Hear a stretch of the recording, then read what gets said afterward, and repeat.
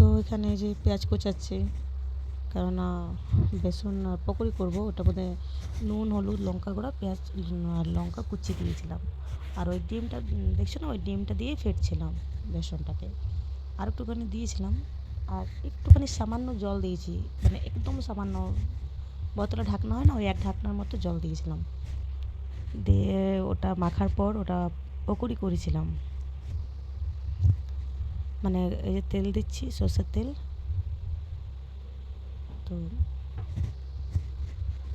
এই যে পকোড়িগুলো করছি, পকোড়িটা করে তুলে নেব।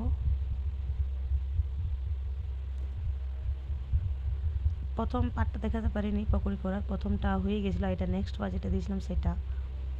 তো মানে কি বলো না, অসুবিধা হচ্ছিল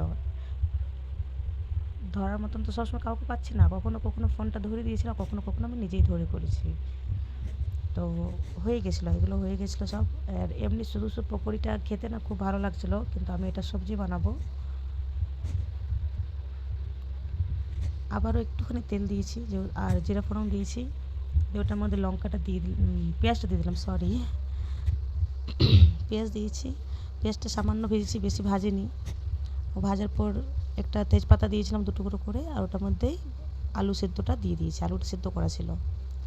আলু সেদ্ধ দেওয়ার পর একটুখানি কষার পর ওটার মধ্যে এই যে এটা জিরে আর ধনে দুটোই মিক্স করে গুঁড়া করা হয়েছে, সেই গুঁড়ো মশলাটা দিলাম।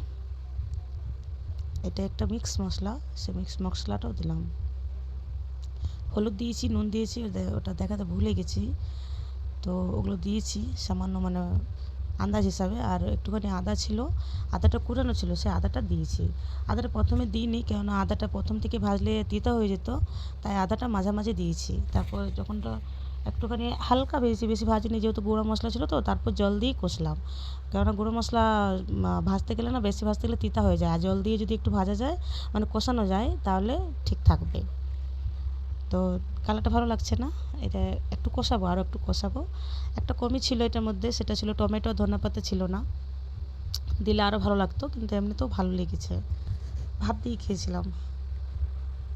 আর তারপর এটা কষানো হয়ে যাওয়ার পর জল দিয়ে দিয়েছি। জলটা আর একটু আলাদা করে দিয়েছি, সেটা দেখানো হয়নি, তবে আমি বলে দিলাম।